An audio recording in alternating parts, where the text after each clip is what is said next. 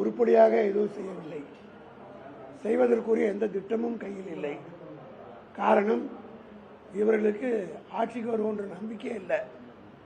ஏதோ ஒரு குருட்டாந்தசியாக ஆட்சி வந்துடுது. அதனால் ஆட்சி நடத்துகிறதுக்கு எந்த விதமான திட்டமும் இல்லை, அவர்களுக்கு எந்த விதமான ஒரு யோசனையும் இல்லை. ஆகவே எப்படியோ ஒரு ஆக்சிடெண்ட்டில் வந்துட்டாங்க. விபத்தின் காரணமாக வந்த காரணத்தினால் இந்த 2 மாத காலமாக ஒன்றுமே செய்ய முடியல. ஒவ்வொரு பேராக மாற்றிக்கிட்டு இருக்காரு. சட்டசபையில் கூட பேசும்போது சொன்னார், அப்பாவை காணாமல். இப்போ அப்பாவை ஒவ்வொரு திட்டத்திலையும் மக்கள் பார்க்குறாங்க. பேர் மாற்றினார், விடியற் பயணம்னு மாற்றினார். அந்த விடியற் பயணத்தை விடியல் என்று எடுத்துட்டார். மகளிர் பயணம் ஏற்கனவே மகளிர் பேருந்துன்னு ரொம்ப காலந்தரமாக இருக்குது. காலங்காலமாக இப்போ தமிழ்நாட்டார் போக்குவரத்து கழகத்தில் மகளிருக்குன்னு தனி பஸ் இருக்குது. அதனால் அதை மாற்றினார். இப்படி ஒவ்வொரு பேராக மாற்றினார். காலை உணவு திட்டம், தளபதி மு.க. ஸ்டாலினுடைய பெயர் உலகம் பூரம் புகழ்பெற்றது. இதை பார்த்து கனடாவிலும் மற்ற வெளிநாட்டிலே கூட அதை பின்பற்றினார்கள். ஆக இந்த திட்டம் மக்கள் மத்தியிலே போய் சேர்ந்திருக்கிறதுன்றதுனால அதில் பெருந்தலைவர் காமராஜருடைய பெயரை வச்சுருக்காங்க. எங்களுக்கு ஒன்றும் காமராஜர் விரோதி இல்லை. ஆனால் அந்த திட்டத்தை கொண்டு வந்தது யார் என்பது ஒவ்வொரு குழந்தைக்கும் தெரியும். சாப்பிடும்போது கூட கலைஞருக்கு தளபதி கொடுத்தது தலைமை சாப்பாடுன்னு தான் சாப்பிட்ற குழந்தைங்க சொல்லுது. அதனால் ஒரு திட்டத்தினுடைய பெயரை மாற்றுவதால் அவரை மறைத்து விடும் என்று கருதினால் அதை விட முட்டாள்தனம் வேறு உடனே கிடையாது. காரணம், பழமொழி சொல்லுவாங்க, ரோஜாவை எப்பெயரிட்டாலும் அதனுடைய புகழ் மாறாது வந்தார். அதுபோல் தளபதி மு.க. ஸ்டாலினுடைய திட்டங்கள் ஒவ்வொன்றும் மக்கள் மத்தியிலே இன்னைக்கு நிற்குது. அவருடைய பெயரை தான் சொல்கிறாங்க. அது நாள் முதல்வன் திட்டமாக இருந்தாலும் சரி, அந்த நாள் முதல்வன் திட்டத்தால் தேர்தல் முடி வந்த பிறகு ஒரு ஆட்டோக்காரங்க டிவியில் பேட்டி கொடுத்ததான் நான் பார்த்தேன். இந்த திட்டத்தினால என்னுடைய பையன் படித்து பிரான்ஸில் இன்றைக்கி வேலை செய்கிறான் என்று தளபதி நினைவு கூர்ந்து கண்ணீர் வடிக்க சொன்னார். இந்த மாதிரி ஒவ்வொரு திட்டத்தினுடைய பயணம் மக்கள் உணர ஆரம்பித்து விட்டார்கள். அதே போல் இந்த தாய்மானவர் திட்டம் என்பத பெயர் எவ்வளோ உன்னதமான பெயர். இது யாருக்கு கொடுத்தாங்க? இதுவரையிலே தமிழ்நாட்டில் நாங்கள் தேர்தல் வாக்குறுதியாக கொடுக்கல. திமுக சார்பில் இப்படி வந்தவொடனே நாங்கள் செய்வோம்னு சொல்லலை. ஆனால் ஒவ்வொன்றையும் தளபதி மு.க. ஸ்டாலின் பார்த்து செய்தார். அதே போல் 75 வயதுக்கு மேற்பட்ட மூதாதையர்கள் ரேஷன் பொருட்களை போய் கியூவில் நின்று கடையில் நின்று வாங்கக்கூடிய அளவுக்கு அவர்களால் முடியாது என்கிற காரணத்தினால் அந்த திட்டத்தை தாய்மானவர்கள் பெயர் சூட்டி வீடு தேடி முதியோர்களுக்கு ரேஷன் வழங்க திட்டத்தை கொடுத்தாங்க. முதல்ல 75 வயசு வச்சார். அப்புறம் 70 குறைத்து 65 வயது வரையில் குறைத்து அது இன்றைக்கு பல தாய்மார்கள் வயசானவங்க யாருடைய குழந்தை குட்டி இல்லாதவங்க வெறும் ரேஷன் கார்டு மத்திய நம்பி இருக்கக்கூடியவர்கள் தான் வீடு தேடி கதவு தட்டி கொடுத்த போது எல்லோரும் மகிழ்ச்சியாக அதை ஏற்றுக்கொண்டார்கள். அதே போல் வறுமை கோட்டு கீழே இருக்கிற குழந்தைகளுக்கு ஊக்கப்படுத்துகிற திட்டம் தான் தாய்மானவர் திட்டம். இந்த தாய்மானவர் திட்டம் எப்படின்னா தாய் உள்ளத்தோடு செய்யணும். இது தாயோட தந்தையோடு இருக்கிறவங்களுக்கு, மற்றவங்களுக்கு அது மாதிரி இருக்கிறவங்களுக்கு தான் தாய் பாசம் தெரிந்தவங்கன்னா அதனுடைய அருமை தெரியும். அதை தெரியாமல் இன்றைக்கு மாற்றிருக்கிறார்கள். ஆனால் தமிழ்நாட்டு மக்கள் இதெல்லாம் கூர்ந்து கவனித்துக் கொண்டிருக்கிறார்கள். எந்த பெயரை மாற்றினாலும் நீங்கள் மாற்ற மு.க. ஸ்டாலின் பேர் தான் சொல்லுவாங்க. இதை புரிந்து கொள்ளாமல் யாரோ அவருக்கு அறிவுரை சொல்கிறாங்களா, யார் சொல்கிறாங்கன்னு தெரியல, இதை கேட்டு செய்து கொண்டிருக்கிறார். நிச்சயமாக இதெல்லாம் அவருக்கு நெகட்டிவாக தான் ஆக போகும். இது திட்டத்தை பெயர் மாற்றம் மட்டும் இல்லாமல் முன்னாள் அமைச்சர்கள் மீது தொடர்ச்சியாக கைது பண்ணுறாங்க. இப்போ செந்தில் பாலாஜி மீது வழக்கு பதிவு செஞ்சுருக்காங்க. புதிதாக நீதிமன்றத்தில் ஒரு வழக்கை பதிவு சொல்லல, புதிதாக ஒரு டிவிஎஸ்சி ஒரு வழக்கு பதிவு பண்ணுறாங்க. அதாவது டிவிஎஸ்சி வழக்கு போடுறதை பற்றி செந்தில் பாலாஜியை பொறுத்த முற்றிலும் அவர் திராவிட முன்னேற்ற கழகத்தில் மிக தீவிரமாக பணியாற்றி, குறிப்பாக கொங்கு மண்டலத்தில் அவர் பொறுப்பேற்ற பிறகு பெரிய திமுகவுக்கு செல்வாக்கு தெரிந்து என்பது காரணம் காட்டி அவர் எப்படி பழி வாங்கணுன்ற நோக்கத்தோடு அவர் ஏற்கனவே 19 மாதம் சிறையிலேருந்து பழக்கப்பட்டு விட்டார். அதனால் இந்த மாதிரி வழக்கெல்லாம் போடுறதுனால யாரையும் அழித்து விட முடியாது, திமுக காரனையும் ஒழித்து விட முடியாது. எமர்ஜென்சி காலத்திலேருந்து நாங்கள் பார்க்காத கேஸ் பாருங்கள். சிபிஐ பார்த்தோம், மற்ற வழக்குகள்லாம் பார்த்துருக்குறோம். ஆனால் எல்லா வழக்குகளையும் வெற்றி. நான் ஒரே ஒரு கேள்வி கேட்குறேன். 2001 இரவோடு இரவாக கலைஞர் கைது செய்யப்பட்டார். அது பெரிய செய்தியாக போட்டாங்க, அது சந்தோஷப்பட்டாங்க. ஆனால் அதில் எஃப்ஐஆராவது போட முடியுதா? எத்தனை வருஷம் ஆச்சு? இதுபோல் ஒரு பத்திரிகை செய்தி கொடுக்கலாம், ஒரு நாள் செய்தியாக வருமே தவிர முடிவு என்னவாக இருக்கும் என்பது எங்களை போன்ற நன்றாக தெரியும். இந்த மாதிரி பொய் வழக்குகளை போடுற நேரத்தை விட்டுட்டு அதில் தான் அரசாங்கம் கவனம் செலுத்திட்டு இருக்கு. அதனால்தான் எங்கே பார்த்தாலும் இன்னைக்கு கூட சென்னையில் ஒரு டிவியில் நான் பார்த்தேன், 6 கொலையா அன்றைக்கி காலையில். காவல்துறையினருக்கு வேறு வேலை இல்லை, இதைத்தான் செய்து கொண்டிருக்கிறார்கள்.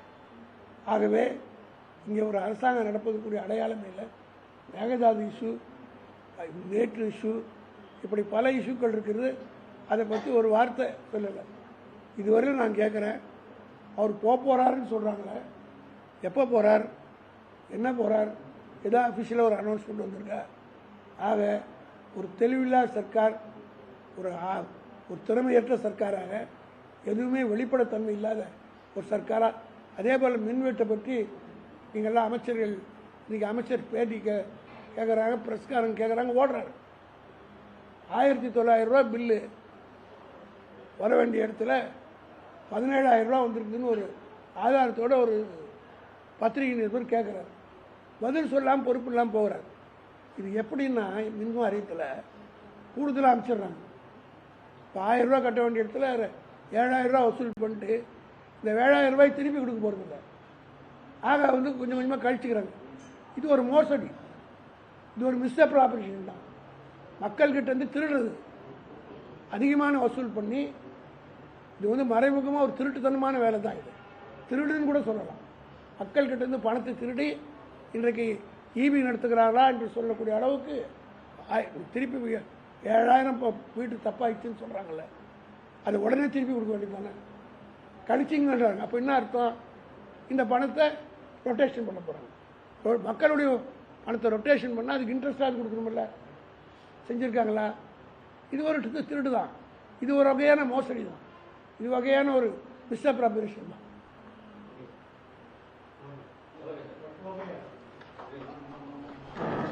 அதாவது இந்த ஆட்சி அமைந்ததிலிருந்து உருப்படியாக எதுவும் செய்யவில்லை, செய்வதற்குரிய எந்த திட்டமும் கையில் இல்லை. காரணம், இவர்களுக்கு ஆட்சிக்கு வருவோன்ற நம்பிக்கையே இல்லை. ஏதோ ஒரு குருட்டாந்தசியாக ஆட்சி வந்துடுது. அதனால் ஆட்சி நடத்துகிறதுக்கு எந்த விதமான திட்டமும் இல்லை, அவர்களிடத்தில் எந்த விதமான ஒரு யோசனையும் இல்லை. ஆகவே எப்படியோ ஒரு ஆக்சிடெண்ட்டில் வந்துட்டாங்க. விபத்தின் காரணமாக வந்த காரணத்தினால் இந்த 2 மாத காலமாக ஒன்றுமே செய்ய முடியல. ஒவ்வொரு பேராக மாற்றிக்கிட்டு இருக்காரு. சட்டசபையில் கூட பேசும்போது சொன்னார், அப்பாவை காணாங்க. இப்போ அப்பாவை ஒவ்வொரு திட்டத்திலையும் மக்கள் பார்க்குறாங்க. பேர் மாற்றினார், விடியற் பயணம்னு மாற்றினார். அந்த விடியற் பயணத்தை விடியல் என்று எடுத்துட்டார். மகளிர் பயணம், ஏற்கனவே மகளிர் பேருந்துன்னு ரொம்ப காலந்தரமாக இருக்குது. காலங்காலமாக இப்போ தமிழ்நாட்டார் போக்குவரத்து கழகத்தில் மகளிருக்குன்னு தனி பஸ் இருக்குது. அதனால் அதை மாற்றினார். இப்படி ஒவ்வொரு பேராக மாற்றினார். காலை உணவு திட்டம், தளபதி மு.க. ஸ்டாலினுடைய பெயர் உலகம் பூரம் புகழ்பெற்றது. இதை பார்த்து கனடாவிலும் மற்ற வெளிநாட்டிலே கூட அதை பின்பற்றினார்கள். ஆக இந்த திட்டம் மக்கள் மத்தியிலே போய் சேர்ந்திருக்கிறதுன்றதுனால அதில் பெருந்தலைவர் காமராஜருடைய பெயரை வச்சுருக்காங்க. எங்களுக்கு ஒன்றும் காமராஜர் விரோதி இல்லை. ஆனால் அந்த திட்டத்தை கொண்டு வந்தது யார் என்பது ஒவ்வொரு குழந்தைக்கும் தெரியும். சாப்பிடும்போது கூட கலைஞருக்கு தளபதி கொடுத்தது தலைமை சாப்பாடுன்னு தான் சாப்பிட்ற குழந்தைங்க சொல்லுது. அதனால் ஒரு திட்டத்தினுடைய பெயரை மாற்றுவதால் அவரை மறைத்து விடும் என்று கருதினால் அதை விட முட்டாள்தனம் வேறு உடனே கிடையாது. காரணம், பழமொழி சொல்லுவாங்க, ரோஜாவை எப்பெயரிட்டாலும் அதனுடைய புகழ் மாறாது வந்தார். அதுபோல தளபதி மு.க. ஸ்டாலினுடைய திட்டங்கள் ஒவ்வொன்றும் மக்கள் மத்தியிலே இன்னைக்கு நிற்குது. அவருடைய பெயரை தான் சொல்கிறாங்க. அது நாள் முதல்வன் திட்டமாக இருந்தாலும் சரி, அந்த நாள் முதல்வன் திட்டத்தால் தேர்தல் முடிவு வந்த பிறகு ஒரு ஆட்டோக்காரங்க டிவியில் பேட்டி கொடுத்ததான் நான் பார்த்தேன். இந்த திட்டத்தினால என்னுடைய பையன் படித்து பிரான்ஸில் இன்றைக்கி வேலை செய்கிறான் என்று தளபதி நினைவு கூர்ந்து கண்ணீர் வடிக்க சொன்னார். இந்த மாதிரி ஒவ்வொரு திட்டத்தினுடைய பயணம் மக்கள் உணர ஆரம்பித்து விட்டார்கள். அதே போல் இந்த தாய்மானவர் திட்டம் என்பத பெயர் எவ்வளோ உன்னதமான பெயர். இது யாருக்கு கொடுத்தாங்க? இதுவரையில் தமிழ்நாட்டில் நாங்கள் தேர்தல் வாக்குறுதியாக கொடுக்கல. திமுக சார்பில் இப்படி வந்தவொடனே நாங்கள் செய்வோம்னு சொல்லலை. ஆனால் ஒவ்வொன்றையும் தளபதி மு.க. ஸ்டாலின் பார்த்து பார்த்து செய்தார். அதே போல் 75 வயதுக்கு மேற்பட்ட மூதாதையர்கள் ரேஷன் பொருட்களை போய் கியூவில் நின்று கடையில் நின்று வாங்கக்கூடிய அளவுக்கு அவர்களால் முடியாது என்கிற காரணத்தினால் அந்த திட்டத்தை தாய்மானவர் பெயர் சூட்டி வீடு தேடி முதியோர்களுக்கு ரேஷன் வழங்க திட்டத்தை கொடுத்தாங்க. முதல்ல 75 வயசு வச்சார், அப்புறம் 70 குறைத்து 65 வயது வரையில் குறைத்து அது இன்றைக்கு பல தாய்மார்கள் வயசானவங்க யாருடைய குழந்தை குட்டி இல்லாதவங்க வெறும் ரேஷன் கார்டு மத்திய நம்பி இருக்கக்கூடியவர்கள் வீடு தேடி கதவு தட்டி கொடுத்த போது எல்லோரும் மகிழ்ச்சியாக அதை ஏற்றுக்கொண்டார்கள். அதே போல் வறுமை கோட்டு கீழே இருக்கிற குழந்தைகளுக்கு ஊக்கப்படுத்துகிற திட்டம் தான் தாய்மானவர் திட்டம். இந்த தாய்மானவர் திட்டம் எப்படின்னா தாய் உள்ளத்தோடு செய்யணும். இது தாயோட தந்தையோடு இருக்கிறவங்களுக்கு, மற்றவங்களுக்கு அது மாதிரி இருக்கிறவங்களுக்கு தான் தாய் பாசம் தெரிந்தவங்கன்னா அதனுடைய அருமை தெரியும். அதை தெரியாமல் இன்றைக்கு மாற்றிருக்கிறார்கள். ஆனால் தமிழ்நாட்டு மக்கள் இதெல்லாம் கூர்ந்து கவனித்துக் கொண்டிருக்கிறார்கள். எந்த பேரை மாற்றினாலும் நீங்கள் மாற்ற மு.க. ஸ்டாலின் பேர் தான் சொல்லுவாங்க. இதை புரிந்து கொள்ளாமல் யாரோ அவருக்கு அறிவுரை சொல்கிறாங்களா, யார் சொல்கிறாங்கன்னு தெரியல, இதை கேட்டு செய்து கொண்டிருக்கிறார். நிச்சயமாக இதெல்லாம் அவருக்கு நெகட்டிவாக தான் ஆக போகும். இது திட்டத்தை பெயர் மாற்றம் மட்டும் இல்லாமல் முன்னாள் அமைச்சர்கள் மீது தொடர்ச்சியாக கைது பண்ணுறாங்க. இப்போ குறிப்பாக செந்தில்பாலாஜி மீது வழக்கு பதிவு செஞ்சுருக்காங்க. புதிதாக நீதிமன்றத்தில் ஒரு வழக்கு கூடிய சூழலில் புதிதாக ஒரு டிவிஎஸ்சியில் ஒரு வழக்கு பதிவு பண்ணுறாங்க. அதாவது டிவிஎஸ்சி வழக்கு போடுறதை பற்றி செந்தில்பாலாஜியை பொறுத்த முற்றிலும் அவர் திராவிட முன்னேற்ற கழகத்தில் மிக தீவிரமாக பணியாற்றி குறிப்பாக கொங்கு மண்டலத்தில் அவர் பொறுப்பேற்ற பிறகு பெரிய திமுகவுக்கு செல்வாக்கு தெரியுது என்பது காரணம் காட்டி அவர் எப்படி பழி வாங்கணுன்ற நோக்கத்தோடு அவர் ஏற்கனவே 19 மாதம் சிறையிலேருந்து பழக்கப்பட்டு விட்டோம். அதனால் இந்த மாதிரி வழக்கெல்லாம் போடுறதுனால யாரையும் அழித்து விட முடியாது, திமுக காரனையும் ஒழித்து விட முடியாது. எமர்ஜென்சி காலத்துலேருந்து நாங்கள் பார்க்காத கேஸ் பாருங்கள், சிபிஐ பார்த்தோம், மற்ற வழக்குகள்லாம் பார்த்துருக்குறோம். ஆனால் எல்லா வழக்குகளையும் வெற்றி. நான் ஒரே ஒரு கேள்வி கேட்குறேன்.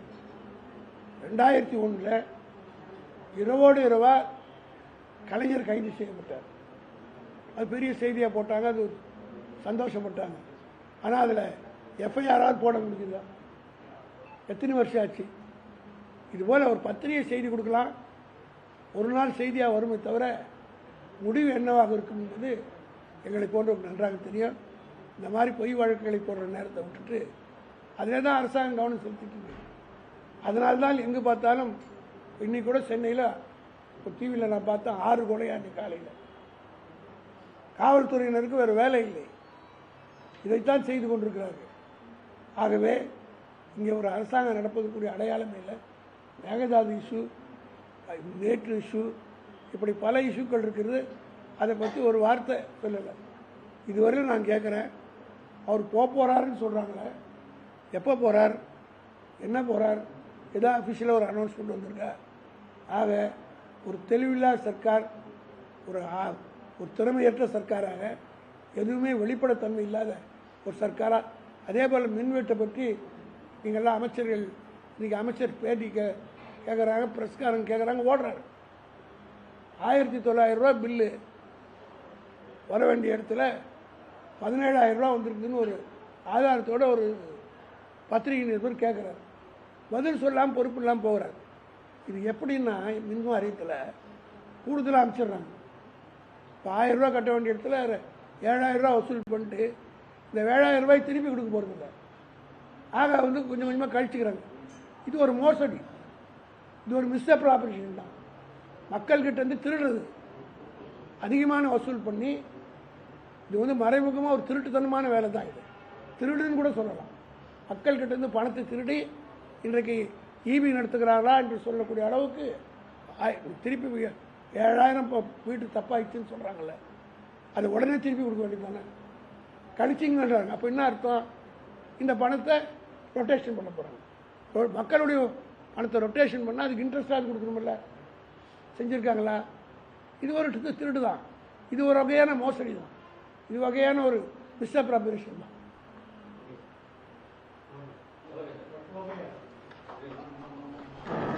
அதாவது இந்த ஆட்சி அமைந்ததிலிருந்து உருப்படியாக எதுவும் செய்யவில்லை. செய்வதற்குரிய எந்த திட்டமும் கையில் இல்லை.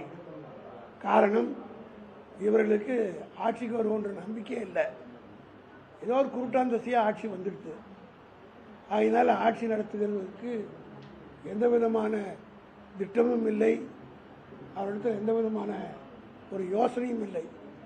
ஆகவே எப்படியோ ஒரு ஆக்சிடெண்ட்டில் வந்துட்டாங்க. விபத்தின் காரணமாக வந்த காரணத்தினால் இந்த 2 மாத காலமாக ஒன்றுமே செய்ய முடியல. ஒவ்வொரு பேராக மாற்றிக்கிட்டு இருக்காரு. சட்டசபையில் கூட பேசும்போது சொன்னார், அப்பாவை காணாம. இப்போ அப்பாவை ஒவ்வொரு திட்டத்திலையும் மக்கள் பார்க்குறாங்க. பேர் மாற்றினார், விடியற் பயணம்னு மாற்றினார். அந்த விடியற் பயணத்தை விடியல் என்று எடுத்துட்டாரு. மகளிர் பயணம் ஏற்கனவே மகளிர் பேருந்துன்னு ரொம்ப காலந்தரமாக இருக்குது. காலங்காலமாக இப்போ தமிழ்நாட்டார் போக்குவரத்து கழகத்தில் மகளிருக்குன்னு தனி பஸ் இருக்குது. அதனால் அதை மாற்றினார். இப்படி ஒவ்வொரு பேராக மாற்றினார். காலை உணவு திட்டம், தளபதி மு.க. ஸ்டாலினுடைய பெயர் உலகம் பூரம் புகழ்பெற்றது. இதை பார்த்து கனடாவிலும் மற்ற வெளிநாட்டிலே கூட இதை பின்பற்றினார்கள். ஆக இந்த திட்டம் மக்கள் மத்தியிலே போய் சேர்ந்திருக்கிறதுன்றதுனால அதில் பெருந்தலைவர் காமராஜருடைய பெயரை வச்சுருக்காங்க. எங்களுக்கு ஒன்றும் காமராஜர் விரோதி இல்லை. ஆனால் அந்த திட்டத்தை கொண்டு வந்தது யார் என்பது ஒவ்வொரு குழந்தைக்கும் தெரியும். சாப்பிடும்போது கூட கலைஞருக்கு தளபதி கொடுத்தது தளபதி சாப்பாடுன்னு தான் சாப்பிட்ற குழந்தைங்க சொல்லுது. அதனால் ஒரு திட்டத்தினுடைய பெயரை மாற்றுவதால் அவரை மறைத்து விடும் என்று கருதினால் அதை விட முட்டாள்தனம் வேறு ஒன்றுமே கிடையாது. காரணம், பழமொழி சொல்லுவாங்க, ரோஜாவை எப்பெயரிட்டாலும் அதனுடைய புகழ் மாறாது வந்தாது. அதுபோல தளபதி மு.க. ஸ்டாலினுடைய திட்டங்கள் ஒவ்வொன்றும் மக்கள் மத்தியிலே இன்னைக்கு நிற்குது. அவருடைய பெயரை தான் சொல்கிறாங்க. அது நாள் முதல்வன் திட்டமாக இருந்தாலும் சரி, அந்த நாள் முதல்வன் திட்டத்தால் தேர்தல் முடி வந்த பிறகு ஒரு ஆட்டோக்காரர் உங்கள் டிவியில் பேட்டி கொடுத்ததான் நான் பார்த்தேன். இந்த திட்டத்தினால என்னுடைய பையன் படித்து பிரான்ஸில் இன்றைக்கி வேலை செய்கிறான் என்று தளபதி நினைவு கூர்ந்து கண்ணீர் வடிக்க சொன்னார். இந்த மாதிரி ஒவ்வொரு திட்டத்தினுடைய பயணம் மக்கள் உணர ஆரம்பித்து விட்டார்கள். அதே போல் இந்த தாய்மானவர் திட்டம் என்பத பெயர் எவ்வளோ உன்னதமான பெயர். இது யாருக்கு கொடுத்தாங்க? இதுவரையில் தமிழ்நாட்டில் நாங்கள் தேர்தல் வாக்குறுதியாக கொடுக்கல. திமுக சார்பில் இப்படி வந்தவுடனே நாங்கள் செய்வோம்னு சொல்லலை. ஆனால் ஒவ்வொன்றையும் தளபதி மு.க. ஸ்டாலின் பார்த்து செய்தார். அதே போல் 75 வயதுக்கு மேற்பட்ட மூதாதையர்கள் ரேஷன் பொருட்களை போய் கியூவில் நின்று கடையில் நின்று வாங்கக்கூடிய அளவுக்கு அவர்களால் முடியாது என்கிற காரணத்தினால் அந்த திட்டத்தை தாய்மானவருடைய பெயர் சூட்டி வீடு தேடி முதியோர்களுக்கு ரேஷன் வழங்க திட்டத்தை கொடுத்தாங்க. முதல்ல 75 வயசு வச்சார். அப்புறம் 70 குறைத்து 65 வயது வரையில் குறைத்து அது இன்றைக்கு பல தாய்மார்கள் வயசானவங்க யாருடைய குழந்தை குட்டி இல்லாதவங்க வெறும் ரேஷன் கார்டு மத்திய நம்பி இருக்கக்கூடியவர்கள் வீடு தேடி கதவு தட்டி கொடுத்த போது எல்லோரும் மகிழ்ச்சியாக அதை ஏற்றுக்கொண்டார்கள். அதே போல் வறுமை கோட்டு கீழே இருக்கிற குழந்தைகளுக்கு ஊக்கப்படுத்துகிற திட்டம் தான் தாய்மானவர் திட்டம். இந்த தாய்மானவர் திட்டம் எப்படின்னா தாய் உள்ளத்தோடு செய்யணும். இது தாயோடு தந்தையோடு இருக்கிறவங்களுக்கு, மற்றவங்களுக்கு அது மாதிரி இருக்கிறவங்களுக்கு தான் தாய் பாசம் தெரிந்தவங்கன்னா அதனுடைய அருமை தெரியும். அதை தெரியாமல் இன்றைக்கு மாற்றியிருக்கிறார்கள். ஆனால் தமிழ்நாட்டு மக்கள் இதெல்லாம் கூர்ந்து கவனித்துக் கொண்டிருக்கிறார்கள். எந்த பெயரை மாற்றினாலும் நீங்கள் மாற்ற மு.க. ஸ்டாலின் பேர் தான் சொல்லுவாங்க. இதை புரிந்து கொள்ளாமல் யாரோ அவருக்கு அறிவுரை சொல்கிறாங்களா, யார் சொல்கிறாங்கன்னு தெரியல, இதை கேட்டு செய்து கொண்டிருக்கிறார். நிச்சயமாக இதெல்லாம் அவருக்கு நெகட்டிவாக தான் ஆக போகும். இது திட்டத்தை பெயர் மாற்றம் மட்டும் இல்லாம முன்னாள் அமைச்சர்கள் மீது தொடர்ச்சியா கைது பண்றாங்க. இப்போ குறிப்பா செந்தில் பாலாஜி மீது வழக்கு பதிவு செஞ்சிருக்காங்க. புதிதா நீதிமன்றத்தில் ஒரு வழக்கை கூடிய சூழல்ல புதிதா ஒரு டிவிஎஸ்ல ஒரு வழக்கு பதிவு பண்றாங்க. அதாவது டிவிஎஸ்சி வழக்கு போடுறதை பற்றி செந்தில் பாலாஜியை பொறுத்த முற்றிலும் அவர் திராவிட முன்னேற்ற கழகத்தில் மிக தீவிரமாக பணியாற்றி குறிப்பாக கொங்கு மண்டலத்தில் அவர் பொறுப்பேற்ற பிறகு பெரிய திமுகவுக்கு செல்வாக்கு தெரியுது என்பது காரணம் காட்டி அவர் எப்படியும் பழி வாங்கணுன்ற நோக்கத்தோடு அவர் ஏற்கனவே 19 மாதம் சிறையிலேருந்து பழக்கப்பட்டு விட்டோம். அதனால் இந்த மாதிரி வழக்கெல்லாம் போடுறதுனால யாரையும் அழித்து விட முடியாது, திமுக காரனையும் ஒழித்து விட முடியாது. எமர்ஜென்சி காலத்திலேருந்து நாங்கள் பார்க்காத கேள்வி பாருங்கள், சிபிஐ பார்த்தோம், மற்ற வழக்குகள்லாம் பார்த்துருக்குறோம். ஆனால் எல்லா வழக்குகளையும் வெற்றி நான் ஒரே ஒரு கேள்வி கேட்குறேன். 2001 இரவோடு இரவாக கலைஞர் கைது செய்யப்பட்டார். அது பெரிய செய்தியாக போட்டாங்க, அது சந்தோஷப்பட்டாங்க. ஆனால் அதில் எஃப்ஐஆராவது போட முடியுதா? எத்தனை வருஷம் ஆச்சு? இதுபோல் ஒரு பத்திரிகை செய்தி கொடுக்கலாம், ஒரு நாள் செய்தியாக வருமே தவிர முடிவு என்னவாக இருக்கும் என்பது எங்களை போன்ற நன்றாக தெரியும். இந்த மாதிரி பொய் வழக்குகளை போடுற நேரத்தை விட்டுட்டு அதில் தான் அரசாங்கம் கவனம் செலுத்திட்டு இருக்கு. அதனால்தான் எங்கே பார்த்தாலும் இன்னைக்கு கூட சென்னையில் ஒரு டிவியில் நான் பார்த்தேன் 6 கொலையாண்டு காலையில். காவல்துறையினருக்கு வேறு வேலை இல்லை, இதைத்தான் செய்து கொண்டிருக்கிறார்கள். ஆகவே இங்கே ஒரு அரசாங்கம் நடப்பதற்குரிய அடையாளம் இல்லை. மேகதாது இஷ்யூ, நேற்று இஷ்யூ, இப்படி பல இஷ்யூக்கள் இருக்கிறது. அதை பற்றி ஒரு வார்த்தை சொல்லலை. இதுவரையும் நான் கேட்குறேன், அவர் போகிறாருன்னு சொல்கிறாங்களே, எப்போ போகிறார், என்ன போகிறார், ஏதாவது அஃபிஷியலாக ஒரு அனௌன்ஸ்மெண்ட் வந்திருக்கா? ஆக ஒரு தெளிவில்லாத சர்க்கார், ஒரு திறமையற்ற சர்க்காராக, எதுவுமே வெளிப்படைத்தன்மை இல்லாத ஒரு சர்க்காராக. அதே போல் மின்வெட்டை பற்றி நீங்கள்லாம் அமைச்சர்கள், இன்றைக்கி அமைச்சர் பேட்டி கேட்குறாங்க, பிரஸ்காரங்க கேட்குறாங்க, ஓடுறாரு. 1900 ரூபா பில்லு வர வேண்டிய இடத்துல 17,000 ரூபா வந்திருக்குதுன்னு ஒரு ஆதாரத்தோடு ஒரு பத்திரிகை நிருபர் கேட்குறாரு. பதில் சொல்லாமல் பொறுப்பு இல்லாமல் போகிறார். இது எப்படின்னா மின் வாரியத்தில் கூடுதலாக அமைச்சிடுறாங்க. இப்போ 1000 ரூபா கட்ட வேண்டிய இடத்துல 7,000 ரூபா வசூல் பண்ணிட்டு இந்த 7,000 ரூபாய் திருப்பி கொடுக்க போகிறதில்ல. ஆக கொஞ்சம் கொஞ்சமாக கழிச்சுக்கிறாங்க. இது ஒரு மோசடி, இது ஒரு மிஸ்அப்ராப்ரேஷன் தான். மக்கள்கிட்ட திருடுறது, அதிகமான வசூல் பண்ணி, இது மறைமுகமாக ஒரு திருட்டுத்தனமான வேலை தான். இது திருடுன்னு கூட சொல்லலாம். மக்கள்கிட்ட பணத்தை திருடி இன்றைக்கு ஈபி நடத்துகிறார்களா என்று சொல்லக்கூடிய அளவுக்கு திருப்பி 7,000 வீட்டு தப்பாயிடுச்சுன்னு சொல்கிறாங்கல்ல, அதை உடனே திருப்பி கொடுக்க வேண்டியது தானே. கழிச்சிங்கன்றாங்க. அப்போ என்ன அர்த்தம்? இந்த பணத்தை ரொட்டேஷன் பண்ண போகிறாங்க. மக்களுடைய பணத்தை ரொட்டேஷன் பண்ணால் அதுக்கு இன்ட்ரெஸ்டாக கொடுக்கணுமில்ல, செஞ்சுருக்காங்களா?